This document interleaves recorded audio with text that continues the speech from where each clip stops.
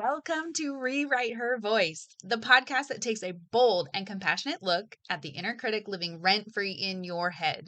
You know the one. She's judgmental, perfectionistic, and never misses a chance to tear you down.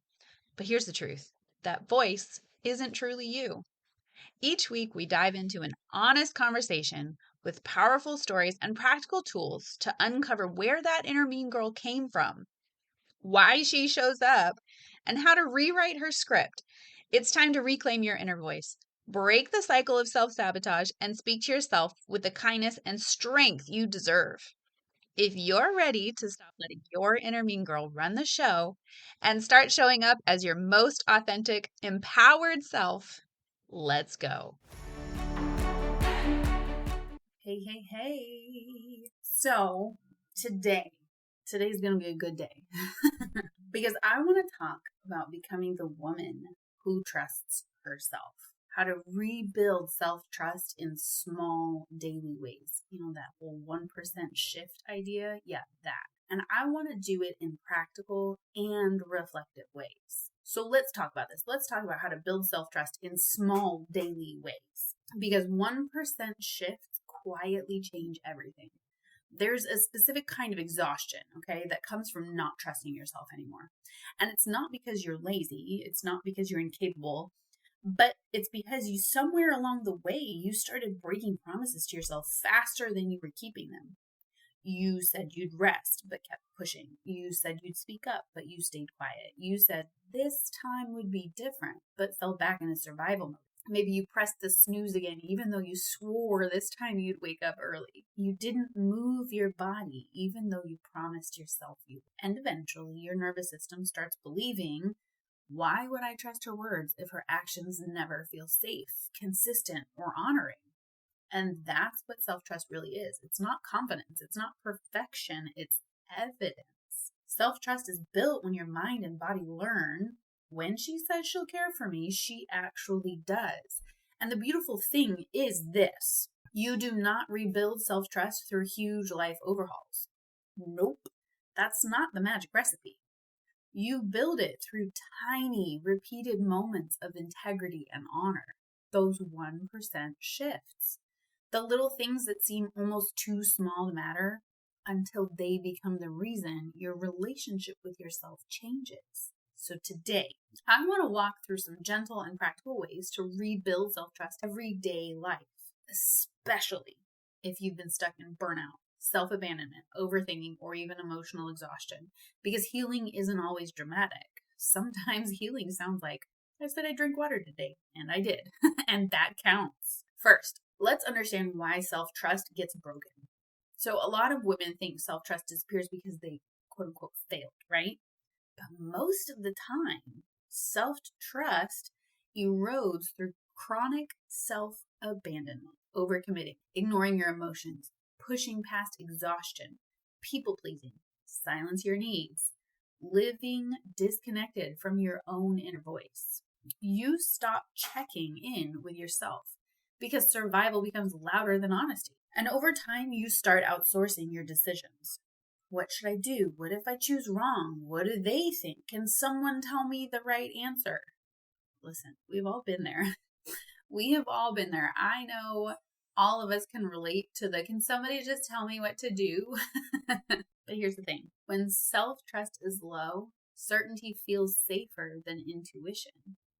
But rebuilding self-trust doesn't begin with becoming fearless. It begins with becoming consistent. The goal is not massive change. A lot of us secretly believe, if I could just finally get disciplined enough, motivated enough, healed enough, then everything would be better. Trust is not built in giant emotional breakthroughs. It's built in small moments where you prove to yourself, I listen, I follow through, I honor what I need. I can rely on me. And not in an extreme independence kind of way, but in an I trust me kind of way.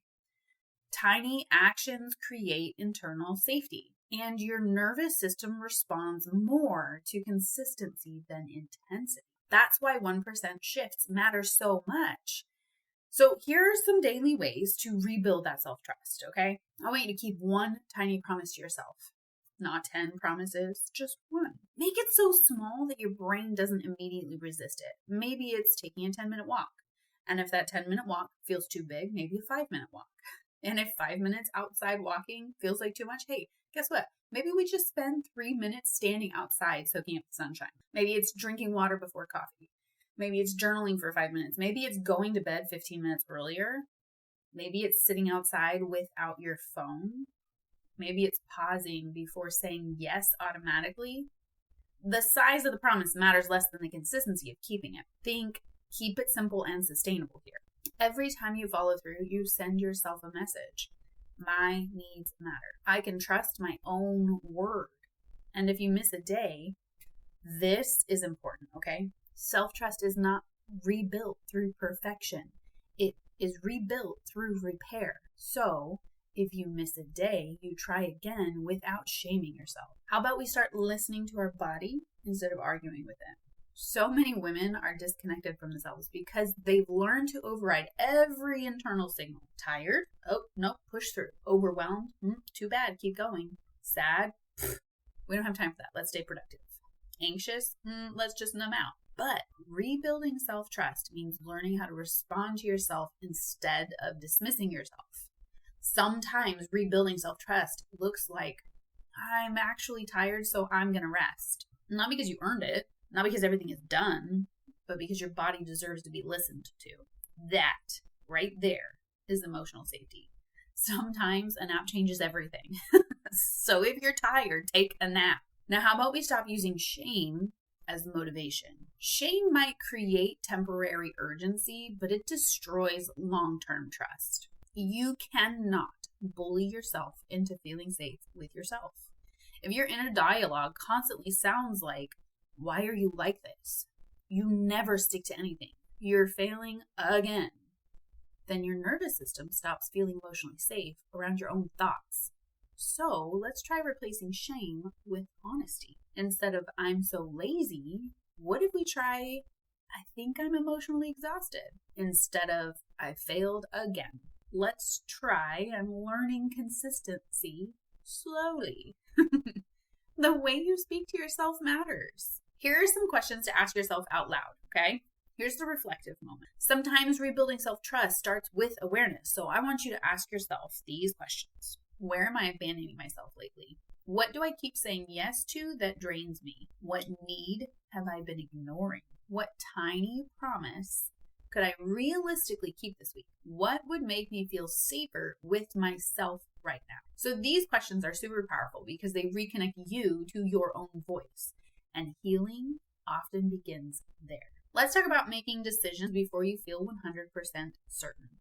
This one's hard, okay? When self-trust is broken, you often wait for absolute certainty before making a choice. But rebuilding trust means learning I can handle imperfect decisions and mistakes aren't failing or the end of the world. Because self-trust isn't believing you'll always choose perfectly. It's not. It's believing you'll support yourself no matter what happens. And that changes everything. Now, I want you to try something, okay? I want you to celebrate evidence, not just your outcomes. Most people only celebrate huge transformations, right? But if you're rebuilding self-trust, you need to start noticing smaller evidence. Evidence like you rested before you hit burnout. You spoke kindly to yourself. You paused before reacting. You honored a boundary. You asked for help. You started again instead of quitting. Those moments matter so much because self-trust grows through accumulated proof. So if you've been struggling to trust yourself lately, I want you to hear this. You do not need to become a completely different person overnight. You do not need a perfect morning routine. You do not need a flawless discipline. You do not need to heal everything all at once. You just need small moments of returning to yourself. 1% shifts, tiny acts of honesty, tiny acts of consistency, tiny acts of self-respect. And eventually, those small moments become a new relationship with yourself. One where your mind and body finally learn, she listens to me now. She cares for me now. She's becoming someone I feel safe with. And that kind of self-trust changes everything. If this episode spoke to you, I'd love to invite you into the Rewrite Collective. It's a space for women learning how to heal their self-talk, reconnect with themselves emotionally, and create sustainable inner safety one small step at a time. Inside, we go deeper into emotional healing, nervous system support, self-worth, boundaries, burnout recovery, and practical tools to help you rebuild trust with yourself gently, not through pressure, but through consistency and compassion. Because healing isn't about becoming someone new. It's about coming home to yourself again. Remember, my sweet, sweet friend, you are enough. You are worthy, and you are loved. Until the next time, love, Rach. Hey, my sweet friend. Thank you so much for spending time with me today on Rewrite Her Voice. If you loved today's episode, will you hit that subscribe button for me? And be sure to share it with a friend. If you're ready to quiet your inner mean girl and step into your own authentic voice, I would love for you to join me inside our Cultivating membership. Until next time, remember, you are enough.